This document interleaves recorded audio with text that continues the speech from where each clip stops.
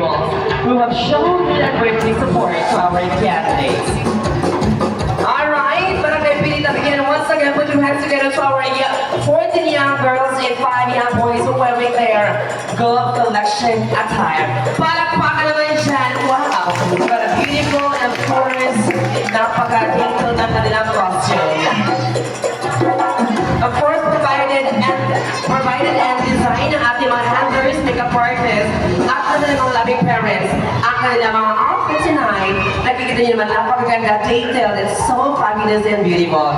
Palakpakan po dyan once again sa ating 14 young girls and 5 young boys. Sa kanilang